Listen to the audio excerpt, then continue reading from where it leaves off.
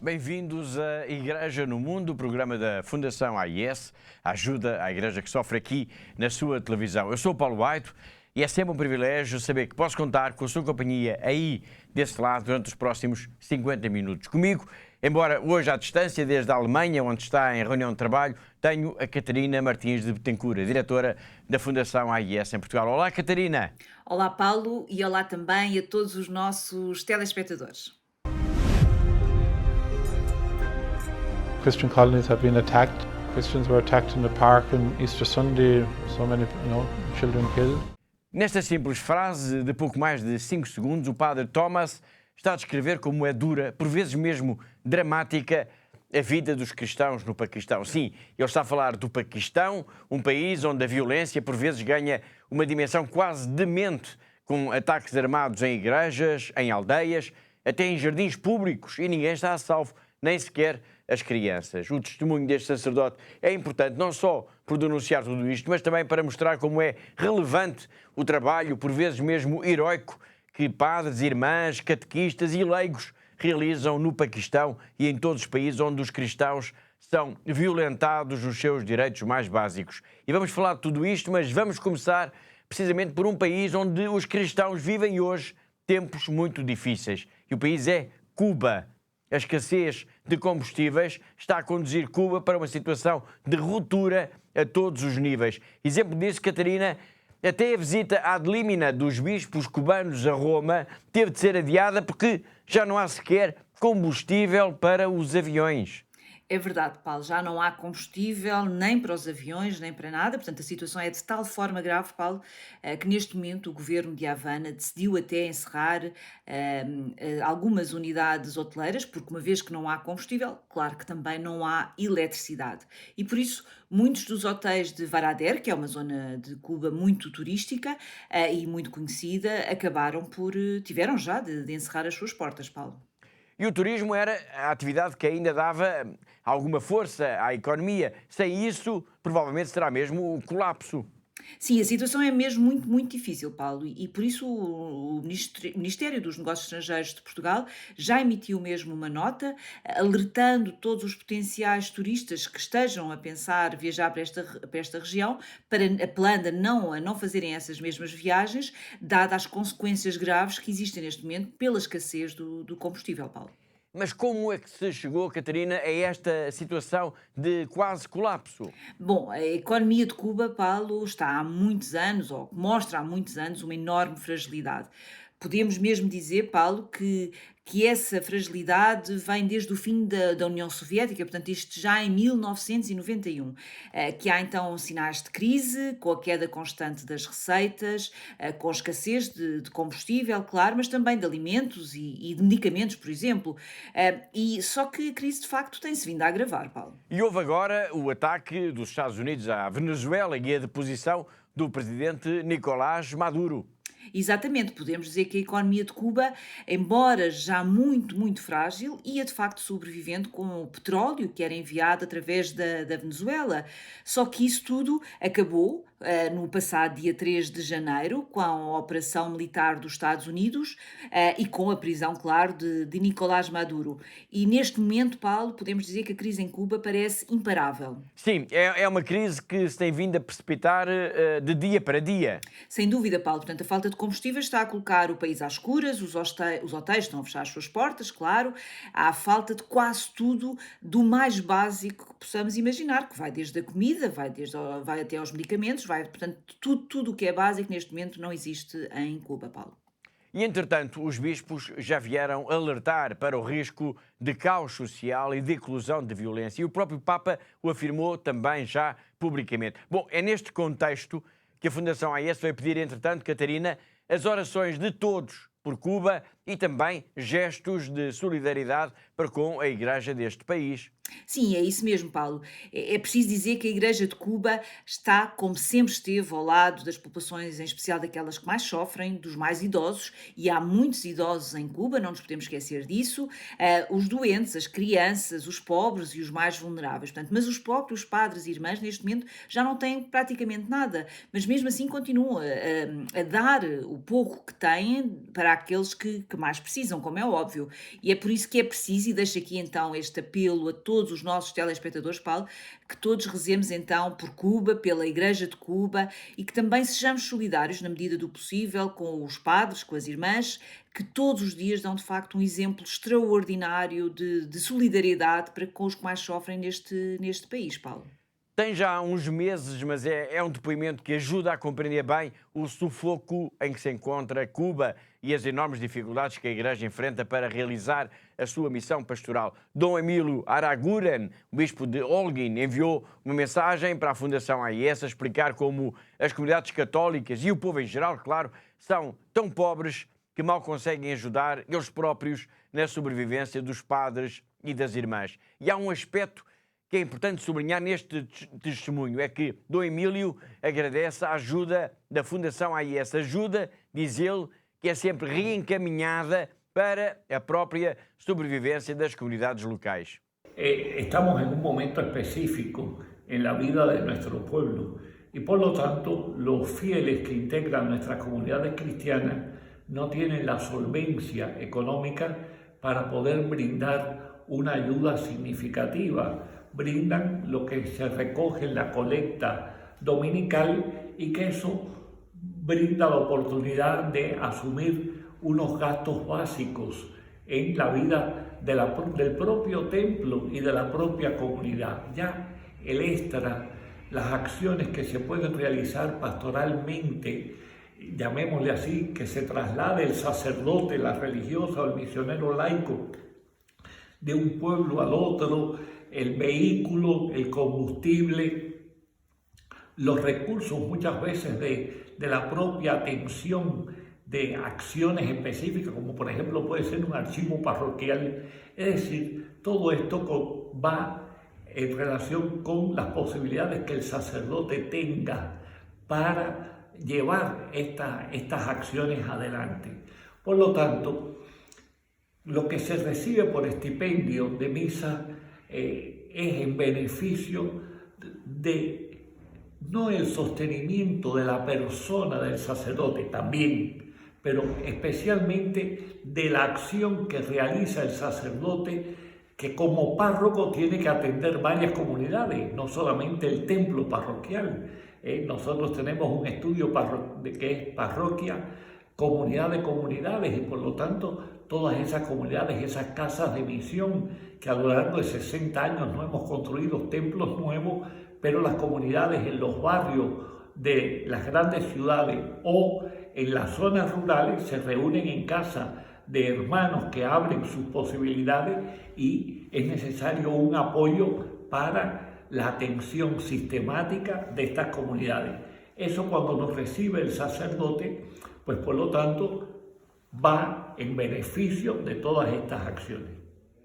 Muchas gracias a la ayuda a la iglesia necesitada por los años que ha venido brindándonos su apoyo con una extraordinaria comprensión, con mucho cariño y sobre todo con tanta discreción en la manera en cómo lo ha hecho en su comportamiento, tanto a los sacerdotes como a la vida religiosa, comunidades religiosas femeninas y todos los campos de la formación del laicado, desde la catequesis hasta los cursos y también en nuestro seminario. Así que muchas gracias a la Iglesia necesitada y a cuantos con ella colaboran.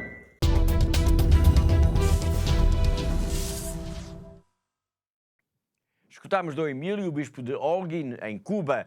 A crise que está a deixar o país praticamente em colapso por causa da falta de combustíveis está a revelar também, e isto em simultâneo, como a Igreja tem construído teias enormes de solidariedade, de cumplicidade com o povo que mais sofre, os pobres, os doentes, os idosos. Sim, é verdade, Paulo. São incríveis as histórias de solidariedade de padres, de religiosas que partilham tudo o que têm, até a própria comida e que acompanham as famílias que secam, no fundo, secam as lágrimas dos que estão em maior sofrimento e por isso também vão se mantendo junto das comunidades, claro. E é para eles, para o povo cubano e a Igreja, que a Fundação AES pede agora então orações e também gestos concretos de solidariedade.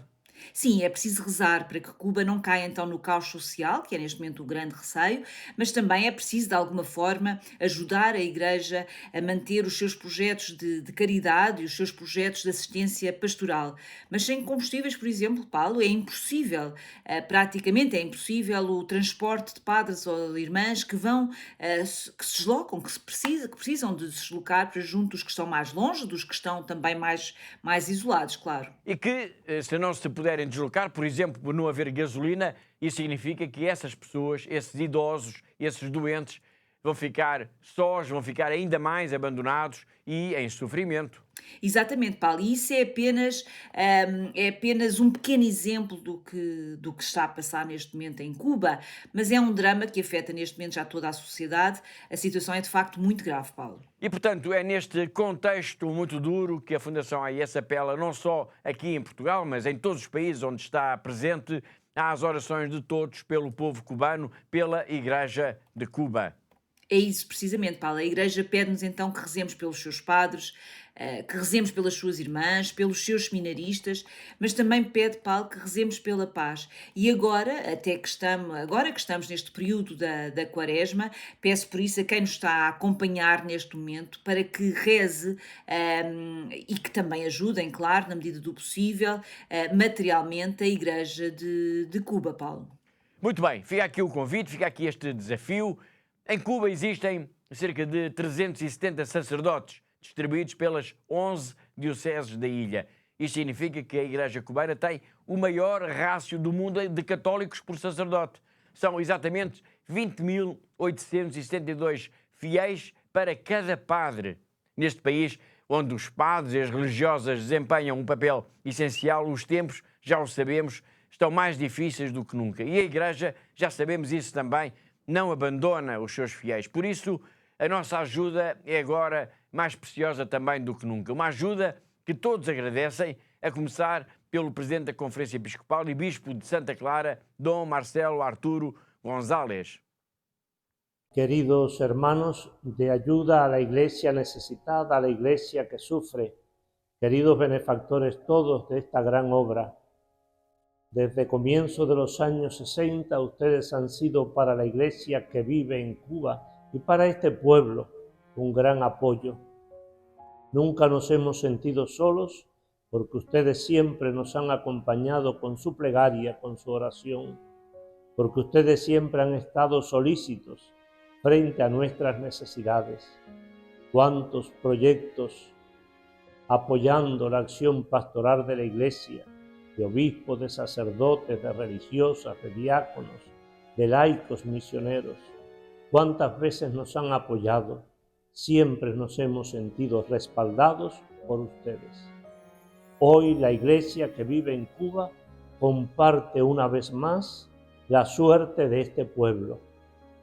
Hoy la Iglesia permanece en Cuba para acompañar al pueblo cubano en medio de tantos sufrimientos, de tanta inseguridad, de tanta falta de esperanza. Queridos hermanos, queridos amigos, querida familia de ayuda a la Iglesia necesitada, no nos abandonen en este momento. Recen por Cuba que duele y sufre. Recen por este pueblo. Recen para que esta Iglesia pueda mantenerse en pie, acompañando, animando desde la fe la vida de todos los cubanos. Muchas gracias, que Dios los bendiga.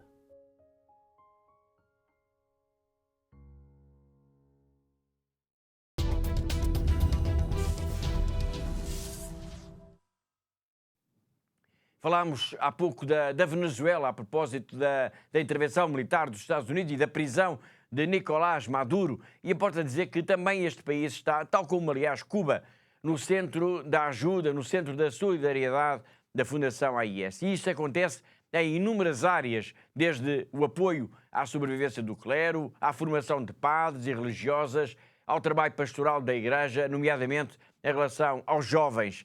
São inúmeras as áreas onde a Fundação AIS está presente. Leonardo Vivas, da Diocese de São Cristóbal, é um dos sacerdotes ajudados pela AIS e faz questão de agradecer todo o carinho, todo o apoio que recebe. Hola, soy Leonardo Vivas, un sacerdote de la Diócesis de San Cristóbal en Venezuela.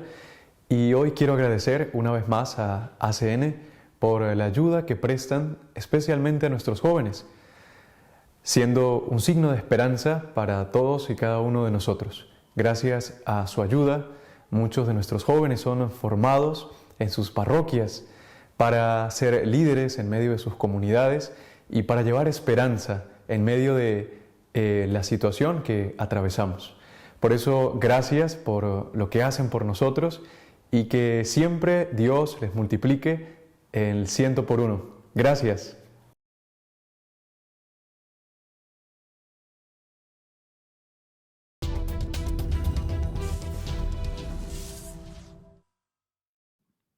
No domingo, dia 15, assinalou-se o 11º aniversário do assassinato cruel de 21 cristãos coptas numa praia da Líbia.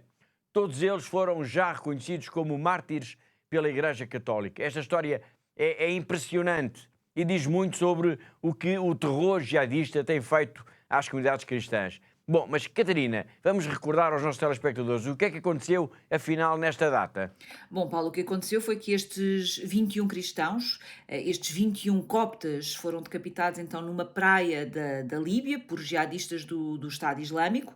Eram 20 trabalhadores cristãos egípcios e um ganês. Todos eles eram humildes trabalhadores que estavam a trabalhar então na Líbia. Todos eles foram capturados por um comando jihadista, foram degolados posteriormente numa encenação quase hollywoodesca, podemos dizer, que foi depois divulgada através das redes sociais dos terroristas, Paulo. As imagens do martírio destes cristãos correram o mundo e mostraram a barbaridade do crime que estava a ser cometido, mas, em simultâneo, revelaram também a fidelidade destes homens até ao último momento, até mesmo ao último suspiro das suas vidas. É verdade, Paulo. No vídeo que os terroristas divulgaram, pode ver-se então que alguns destes simples operários estavam a rezar e a dizer Jesus Cristo no momento em que foram degolados. O vídeo da decapitação foi divulgado no dia 15 de fevereiro desse ano de 2015 e essa data passou a ser, isto por decisão do patriarca copto-ortodoxo Tavadros II, de memória desse martírio. Em 2023, o Papa Francisco decidiu também que estes 21 cristãos coptas seriam incluídos no martirológico católico. Sim, foi no dia 11 de maio de 2023, então, que o Papa Francisco fez este anúncio, durante o encontro com o Patriarca Tavadros II, o Patriarca da Igreja Copto-Ortodoxa do Egito. E o Papa Francisco referiu-se a estes homens como verdadeiros heróis da fé, por terem, então, testemunhado Jesus com a própria vida e que todos eles, que tinham sido batizados como cristãos, voltaram então no dia da sua morte a serem batizados, mas desta vez, e disse o Papa, com o sangue tal como os santos. Entretanto, a história do martírio destes homens continua a ser inspiradora e já deu origem, inclusivamente, a um filme de animação que recria o que aconteceu a 15 de fevereiro de 2015. É verdade, Paulo. Trata-se de uma curta-metragem de apenas 13 minutos, que é intitulada de 21, portanto, os 21, e que procura, de alguma forma, fazer uma homenagem a estes humildes operários que foram então apanhados na Líbia por um comando jihadista que depois os viria a degolar. Bom, já sabemos como terminou esta história, com o assassinato destes 21 cristãos e a posterior elevação de todos eles aos altares como mártires da Igreja. E já sabemos como foram horrivelmente degolados numa praia da Líbia. Mas como é que tudo isto começou? Como é que eles foram apanhados pelos jihadistas? Vamos saber isso agora, vendo o início do filme de animação, em que a história destes heróis da fé é narrada com muito pormenor. In the early 21st century, ISIS began a reign of terror in attempts to cleanse North Africa of Christians. One of their favorite prey? Egyptian Coptic Christians. In December 2014, ISIS captured 7 Coptic Egyptians as they were making their way home to Egypt. A week later, ISIS raided the housing complex where the Egyptians had been staying.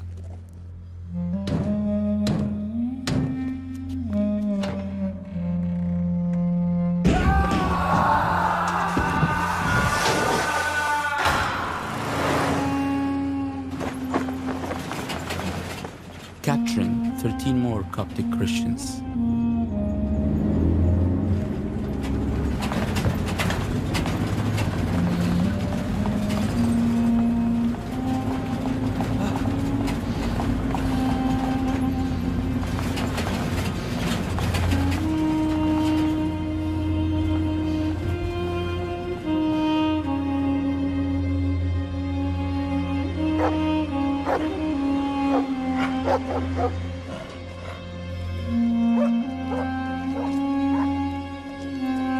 In all, 20 Coptic Egyptians were gathered together in an underground prison.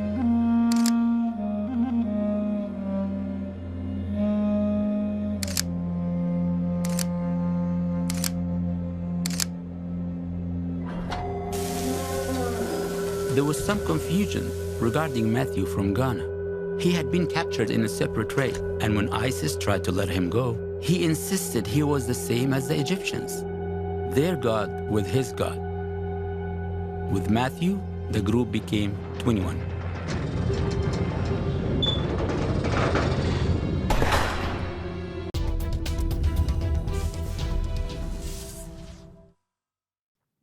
De Cuba, de Venezuela e do Egito, vamos agora focar a nossa atenção na Nigéria. E isto ainda por causa da onda de violência que está a varrer este país africano. A situação é de tal forma que, nos últimos dias, várias dioceses e organizações católicas apelaram ao governo para que as autoridades enviem mais militares e mais polícias para conter o derramamento do sangue e a criminalidade que tem assolado grande parte do país e que se agravou e muito, de facto, nas últimas semanas. E houve mesmo alguns incidentes bem graves, como o que ocorreu na região de Cadarco, Catarina, isto no passado dia 10 de fevereiro.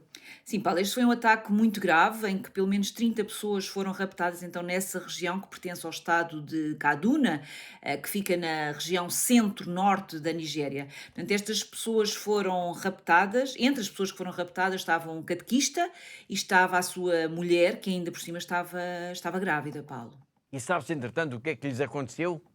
Bom, não, até ao momento não se sabe de mais nada, Paulo. Apenas que os homens armados levaram então estas 30 pessoas, mas este infelizmente não foi o único incidente terrível ocorrido na Nigéria nos últimos tempos. Exatamente uma semana antes, portanto no dia 3 de fevereiro, ocorreu também um massacre de mais de 150 pessoas em Woro, no estado de Kwara, na região conhecida então como o cinturão médio da Nigéria, Paulo. Bom, e nesse caso, nesse massacre, há alguma informação sobre os autores do crime? Sim, neste caso sabe-se, e isto através então de relatos da imprensa local, que as vítimas eram na sua maioria pessoas muçulmanas e que foram assassinadas então por militantes jihadistas por se terem recusado a abraçar a versão mais radical do Islão, como os terroristas exigem. Tudo isto é dramático e mostra a impunidade e a violência com que os grupos jihadistas atuam na Nigéria e em tantos e tantos países de África. E também aqui, Catarina, a Fundação AES apela às orações de todos para que esta barbaridade, este horror, possa ter um fim. Sim, a Fundação AES, Paulo, apela a todos os seus amigos, a todos os seus benfeitores, para que continuem, de facto, a rezar pela Nigéria, para que este país possa viver em paz, e que tanto, como sabemos e como temos dito aqui quase semanalmente, Paulo, nos nossos programas, tem faltado tanto neste país nos últimos tempos, Paulo. Obrigado, Catarina. A Nigéria é um país central quando falamos na perseguição aos cristãos em África, mas esta é uma realidade complexa.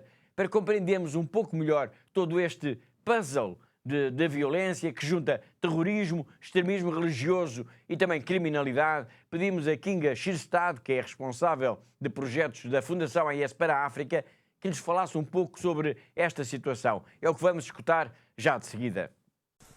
Le Nigeria est un pays d'une diversité culturelle incroyable, mais depuis 2009, il est marqué par des attaques violentes.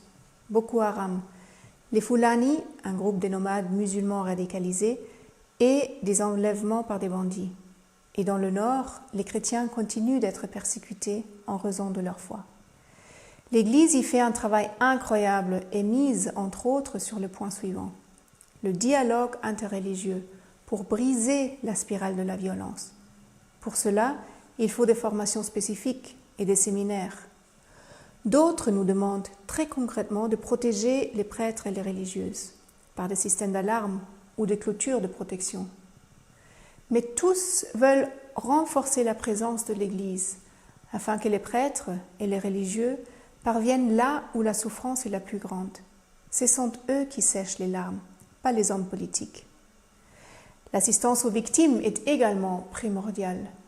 La guérison de traumatismes, par exemple, nécessite aussi une formation spéciale. Et pour finir, l'Église du Nigeria demande nos prières pour la paix, la guérison et le pardon. Cela implique de penser aux nombreux martyrs qui ont perdu la vie ces dernières années en raison de leur foi en Christ. Nous avons déjà promis de les aider. Pouvons-nous compter sur vous? Un grand merci d'avance.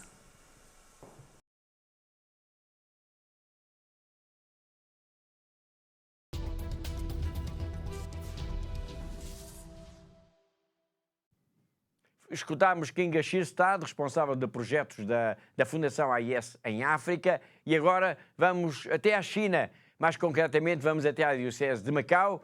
Vamos ao encontro do nosso correspondente, o jornalista José Miguel Encarnação. O Bispo de Macau celebrou a missa que assinalou o início do Ano Novo Chinês. Dom Stephen Lee presidiu a Eucaristia que deu início ao Ano Lunar do Cavalo de Fogo, tendo reunido na Sé Catedral alguns sacerdotes e várias dezenas de fiéis que, com o seu prelado, quiseram também celebrar Nossa Senhora da China. Macau é, aliás, o único sítio da China onde o início do Ano Novo Chinês coincide com o dia de Nossa Senhora da China.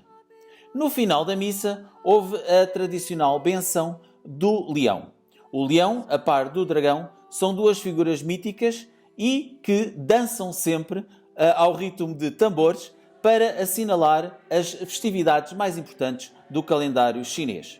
Esta é uma tradição que foi implementada já há alguns anos e que depois esteve suspensa até que Dom Stephen Lee, depois de nomeado Bispo de Macau, retomou para gáudio de muitos fiéis católicos que também se juntam às festividades do Ano Novo Chinês.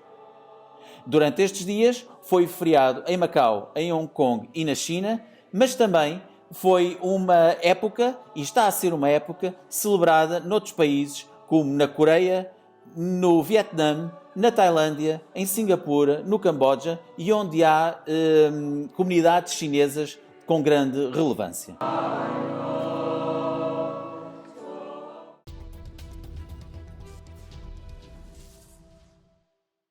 Foi o José Miguel Encarnação, o nosso correspondente em Macau, na China, e assim chegamos ao fim da primeira parte de Igreja no Mundo. Na segunda parte, nós vamos falar da campanha que a Fundação AIS lançou aqui em Portugal para a reparação das centenas de igrejas, capelas e centros paroquiais que ficaram destruídos com as tempestades. Vamos falar também da campanha dos missionários, campanha que a Fundação AIS projetou para esta quaresma, e vamos ainda falar de Angola, país que o Papa vai visitar em breve, e ainda também da Ucrânia, país que está em guerra há 4 anos.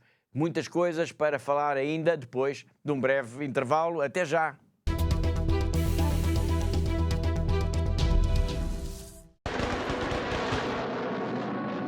Прилетали снаряды туда каждое утро, каждый день, ночь у нас постоянно были обстрелы.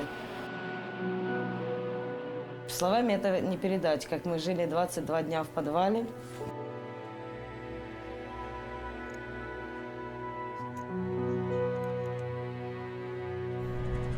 Спали на полу, ели то, что приходилось найти нам в магазине. Нам был этот шаг перешагнуть, просто выйти с этого бомбоубежища. Я не знаю, насколько, но мне надо было спасать своих детей, свою семью. Я взяла иконы, взяла детей, мы всех собрали и начали в ту машину залазить, или нам 9 человек было. Это было настолько страх, чтобы мы этот момент, хотя бы там километра 3-4 мы проехали, чтобы нас не убило. Мы в Запорожье на Львовском поезде, мы добрались вот сюда, да. Волонтеры нас встретили, привезли в дом паломников. Это, очень спасибо им большое директорам и вообще этой церкви, что нас приютили, нас здесь кормят, нам здесь спокойно, мы не слышим этих взрывов. Вся наша семья уцелела, слава Богу. Самое главное, это вот мы все живы.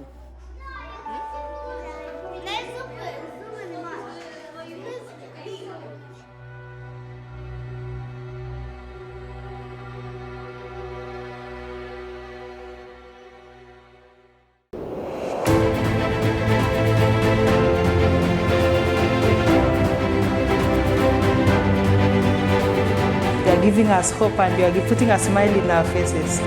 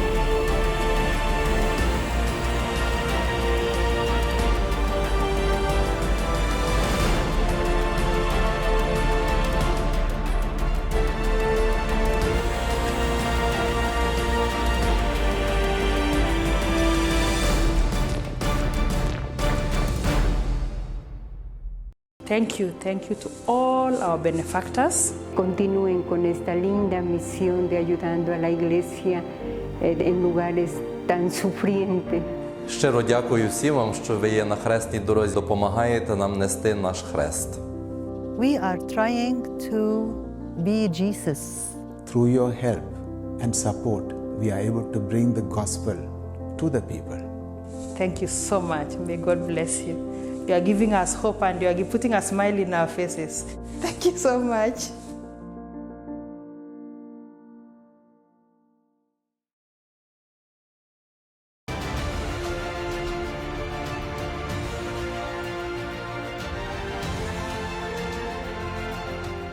Nous leur disons merci pour ce qu'ils font déjà et nous pensons qu'ils vont continuer à nous soutenir, à soutenir nos séminaires pour la plus grande gloire de Dieu.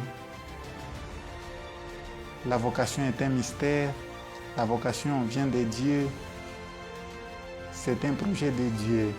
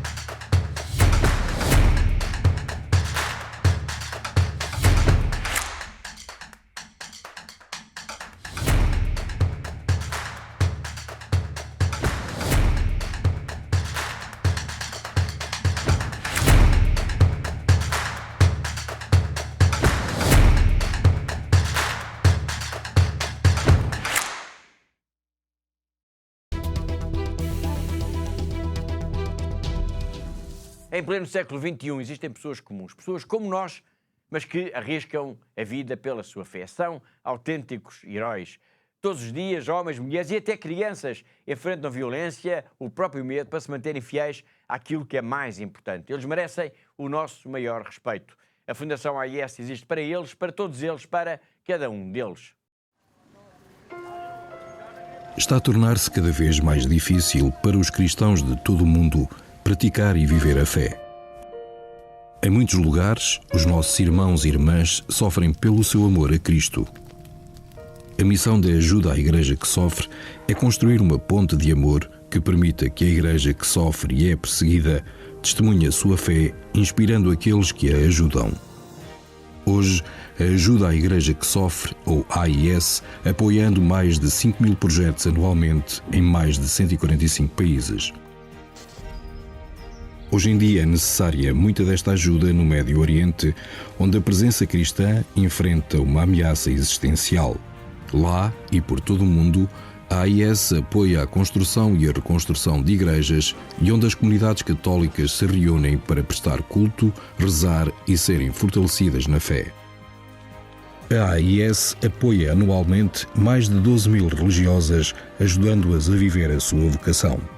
A AIS também contribui para aqueles sacerdotes que mantêm viva a fé nas suas comunidades. Todos os anos, a AIS apoia a formação de aproximadamente 13.000 destes futuros padres por todo o mundo. A AIS apoia a tradução, impressão e distribuição de mais de 51 milhões de cópias da Bíblia para crianças em 190 línguas.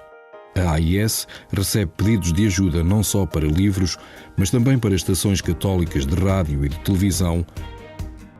A cruz, o sinal da promessa de Deus, tem guiado o trabalho pastoral da ajuda à Igreja que sofre. É a cruz que também tem inspirado os benfeitores da AIS a ajudar aqueles que não conseguem levar as suas cruzes sozinhos. Eles estão a ser testados na fé. Nós estamos a ser testados no amor.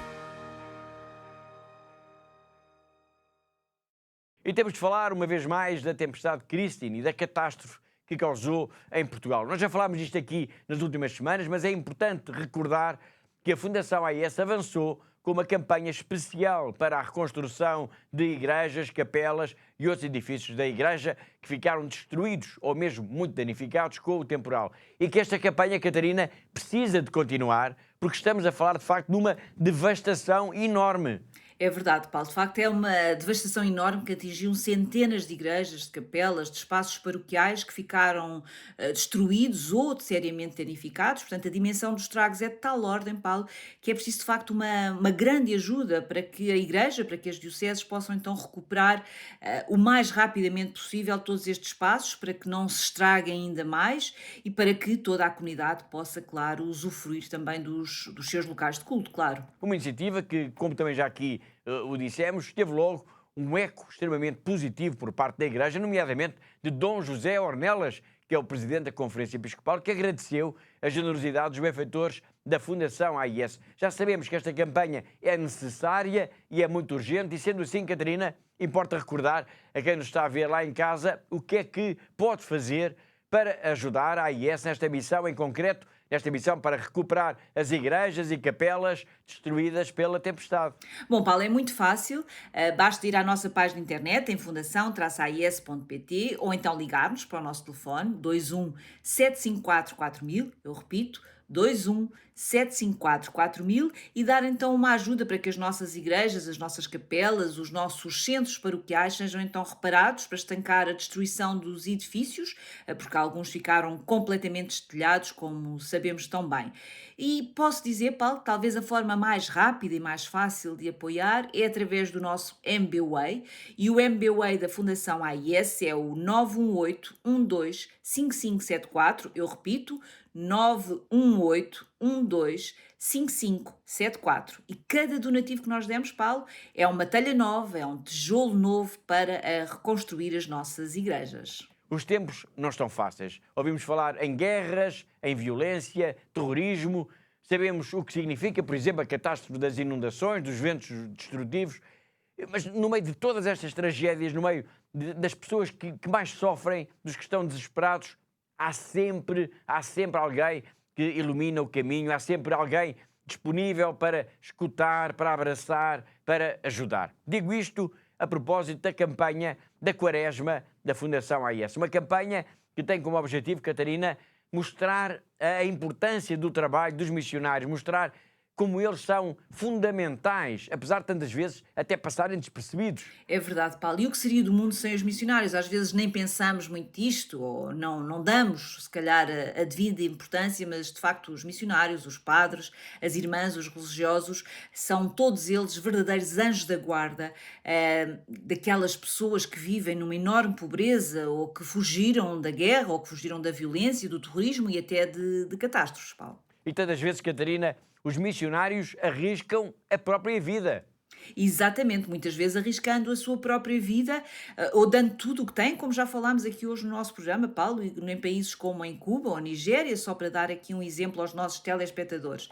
De facto, acho que podemos dizer, Paulo, que os missionários são o melhor que tem a humanidade. E nós na Fundação AIS conhecemos imensas histórias de padres, de irmãs que passam os dias junto dos mais pobres, dos mais desprezados, dos mais humildes, dos doentes, e nós na Fundação AIS temos essa missão de ajudar estes homens, estas mulheres consagrados a continuarem a ser um sinal de Deus na Terra, nos confins da Terra. E isso, Paulo, não tem preço, de facto.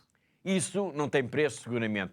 Todas as semanas agora, durante a Quaresma, nós queremos levar até si histórias destes homens e mulheres que são então a imagem da ternura de Deus, às vezes nos lugares mais distantes, mais improváveis, mais perigosos. Pessoas, por exemplo, como o padre Thomas, que está no Paquistão e que testemunha por lá a violência que se tem abatido sobre a comunidade cristã, mas também o padre Hugo, que está na Síria, ou a irmã Orla, que está no Sudão do Sul, ou o padre Paolo, que está no Brasil.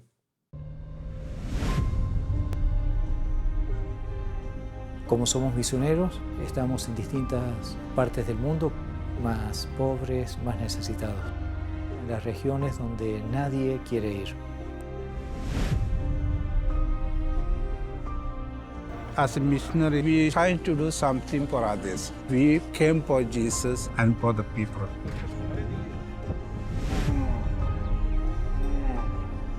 We came into a land that had just ended a civil war for over 20 years. Christian colonies have been attacked. Christians were attacked in the park on Easter Sunday, so many children killed. Toda vez que recebemos uma pequena ajuda, que seja pequena, uma ajuda grande, para uma construção de uma canoa, ajuda para comprar um computador, ajuda para comprar um violão. No es solamente la ayuda material que estamos tratando de ofrecer eso, sino el hecho de estar cerca de ellos, asistirlos. Noi siamo qua, però il Signore lavora in questa gente. Questo è solo che spero. Se un giorno avremo i frutti.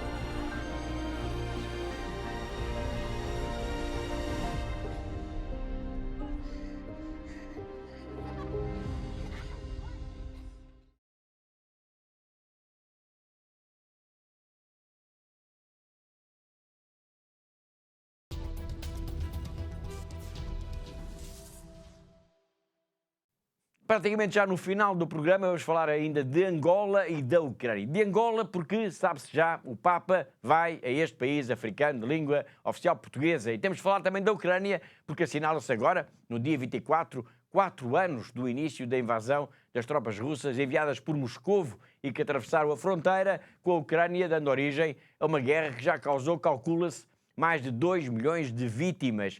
Mas vamos começar por Angola. E temos para o fazer talvez uma das pessoas que melhor conhece este país, Catarina. E estou a falar, claro, no padre Tony Neves. É verdade, Paulo. É de facto uma grande alegria poder então contar nos nossos programas com a colaboração do padre Tony Neves, um bom amigo da Fundação AIS, e como disse, é de facto um grande conhecedor de Angola, um país onde, aliás, já esteve vários anos em missão, Paulo. Padre Tony Neves, que ocupa um cargo relevante a nível internacional na congregação dos Espiritanos, a que pertence. Exato, ele foi eleito em 2021 Conselheiro-Geral da Congregação do Espírito Santo e isso tem-no levado a diversos lugares, a diversas viagens ao redor do mundo, onde há comunidades, onde há missionários espiritanos. E há missionários espiritanos, Paulo, em pelo menos cerca de 60 países, o que é impressionante, de facto. Antes disso, importa também lembrar, Paulo, que o padre Tony Neves foi provincial em Portugal dos Espiritanos. E como eu disse há pouco, vamos ter, a partir de hoje e durante algumas semanas, o padre Tony Neves a comentar para nós a viagem já anunciada do Santo Padre a Angola. E é importante sublinhar que, de facto, o padre Tony Neves conhece bem Angola, país onde foi missionário num dos períodos mais críticos da longa guerra civil neste país africano. Exatamente, Paulo. O padre Tony Neves esteve em Angola como missionário durante cerca de 6 anos, portanto, mais concretamente entre 1989 e 1994. Ele esteve então nas cidades do Cuito e do Ambo, e foi precisamente aí, portanto, em Uambo, no grande Planalto Central, que testemunhou então a famosa Batalha dos 55 Dias. Uma batalha, Paulo, que deixou um profundo rastro de destruição e também de morte. Obrigado, Catarina. E é o padre Tony Neves que vamos então agora acolher, e também ao longo de várias semanas, em que nos vai falar precisamente da viagem já anunciada do Papa Leão a Angola e que vai levar provavelmente também o Santo Padre a outros países africanos. Ora, vivam. Angola vai receber a visita papal, provavelmente no mês de abril, e eu digo isto porque, ao olhar para a agenda do Papa que está marcada, até à Páscoa ele não vai sair. Portanto, terá que ser no mês de abril ou no mês de maio. A notícia foi dada oficialmente, portanto, o Papa vai mesmo a Angola, a notícia está confirmada. Não se sabe se aquilo que se diz corresponde tão bem à realidade, porque diz-se que ele deveria ou deverá ir à Argélia, que deverá ir aos Camarões, provavelmente à República, à Guiné Equatorial e Angola. Apenas Angola confirmou, houve uma conferência de imprensa com um anúncio, com o presidente da Conferência Episcopal a dizer que o Papa vai a Angola. Inclusivamente, as movimentações internas estão muito fortes. Foram já nomeadas uma série de equipas que vão trabalhar nas celebrações, no acolhimento, na logística, nas finanças, enfim, uma série de comissões que foram criadas pela Conferência Episcopal em ligação com o Governo, porque tem que, obviamente, fazer uma parceria estratégica a este nível, dada a importância do evento, que é uma visita de um Papa a Angola. A primeira coisa que eu posso dizer é que, obviamente, estou a sentir que o povo angolano está contente com esta decisão. Os papas, os últimos, tinham lá ido, teve lá o Papa João Paulo II, aliás, eu acompanhei-o durante toda a viagem, estamos a falar já de 1992. Depois o Papa Bento XVI esteve lá, mas o Papa Francisco não esteve. E por isso esta decisão, a publicação desta notícia de que o Papa Leão vai visitar Angola, sendo um dos primeiros países africanos que ele visita como Papa, é naturalmente uma boa notícia e Angola está contente. Está contente o governo, está contente a oposição e está contente sobretudo a Igreja Católica, os seus bispos, os seus padres e irmãs e os seus leigos. O que é que se pode esperar desta visita? Bom, eu poderei depois, mais tarde, voltar ao assunto. A primeira coisa que se nota em Angola é que, de facto, a Igreja está muito forte. Está forte porque é uma instituição muito credível, trabalhou muito pela paz e está a trabalhar muito neste período pós-guerra através da sua denúncia profética de tudo aquilo que não está bem em Angola, mas também através da sua intervenção em áreas como a saúde, a educação, o desenvolvimento. De facto, a Igreja Católica é uma instituição que está a dar cartas e Angola está a beneficiar com isso e naturalmente que o povo angolano, no seu geral, está do lado da Igreja Católica e por isso a visita do seu líder máximo é esperada com expectativa e será naturalmente um Papa muito bem recebido, como aliás foram o Papa João Paulo II e o Papa Bento XVI. Angola, neste momento, Em termos de Igreja Católica, vive um tempo muito desafiante, porque Angola é muito grande em termos geográficos. Angola triplicou a população, segundo as estatísticas disponíveis, desde que acabou a guerra. Então dará neste momento pelos 30 milhões de habitantes e está a tentar ajustar também as suas estruturas.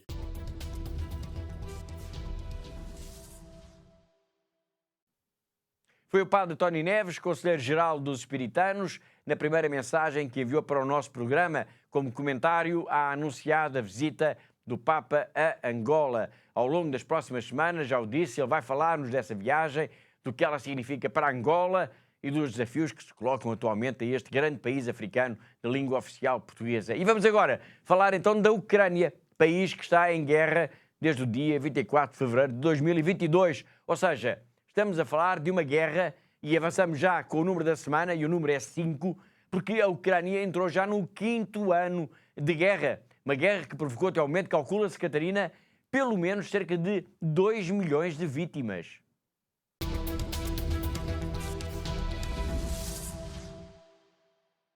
Sim, Paulo, é de facto um número impressionante, o número de mortos e feridos causados então pela esta guerra, que a partir de agora entrou então no seu 5º ano.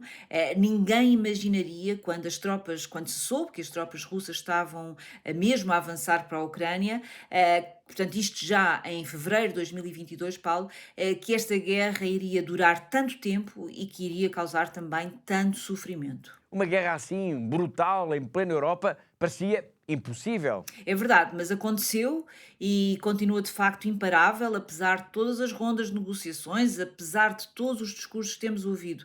Na verdade, esta guerra é uma tragédia que tem de ser denunciada todos os dias para que o mal não se banalize, para que os bombardeamentos e as mortes não sejam vistos como que uma coisa normal, Paulo. É preciso dizer que nada disto é normal e a Igreja tem sido de facto uma das vozes mais ativas na denúncia dos horrores desta guerra, que, como sabemos, nunca deveria ter começado. Mas começou e vai já para o 5º ano. 5 anos que transformaram também a vida do padre Lucas Perozzi. Este jovem sacerdote brasileiro de 39 anos de idade está na Ucrânia desde há 22 anos. Ele já foi pároco em Kiev, já esteve numa localidade relativamente perto da capital ucraniana e agora está em Bila Pserkva, uma pequena cidade a cerca de 100 quilómetros da capital. Por lá, as falhas de eletricidade são constantes, como aliás em todo o país. Os bombardeamentos também têm sido muitos. Mas agora, como também no resto do país, o principal inimigo por estes dias é o frio. O frio do inverno rigoroso, porque as estruturas energéticas têm sido destruídas precisamente para que as pessoas não tenham como se aquecer, como o padre Lucas nos vai contar já de seguida na mensagem mais recente que acabou de enviar para o nosso programa já no final da semana passada.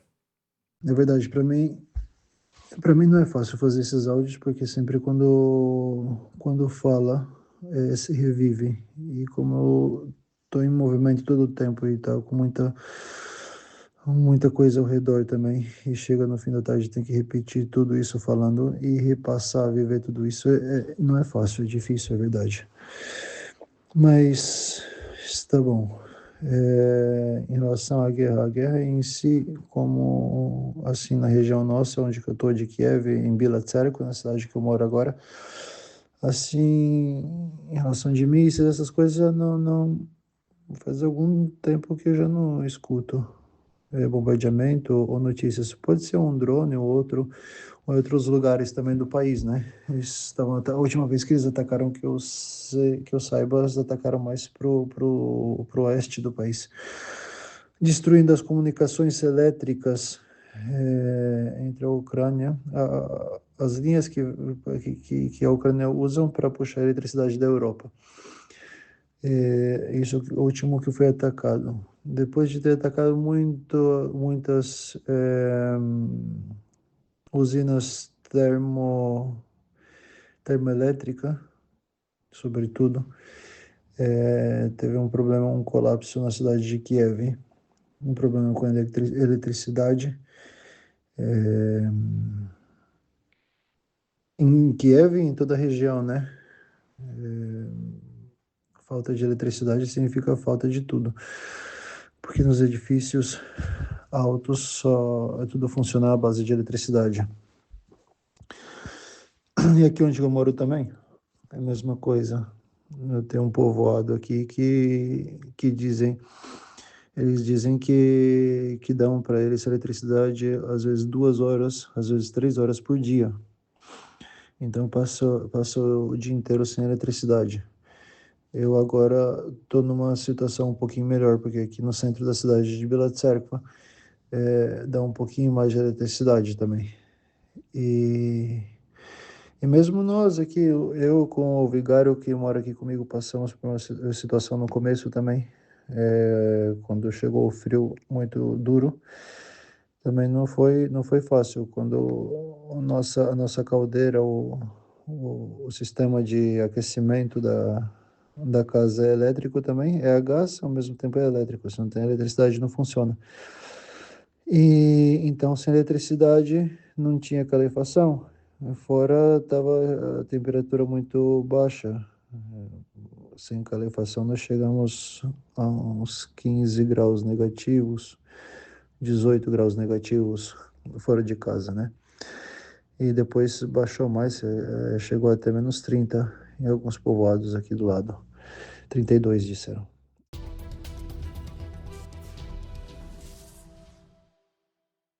Foi o Padre Lucas, desde Bila Tserkva, uma mensagem para o nosso programa e que vamos retomar na próxima semana. E assim, sintonizados e solidários com a Ucrânia, chegamos ao fim do nosso tempo. Todas as semanas marcamos encontro aqui porque há uma igreja que precisa da nossa ajuda. Agradeço a presença e a colaboração da Catarina, hoje desde a Alemanha, assim como de todos os que ajudaram a produzir, a editar e a levar até si este programa. E quanto a mim, Paulo Aido, resta-me dizer que foi um gosto, como sempre, saber que esteve aí desse lado da nossa companhia. Até para a semana, se Deus quiser.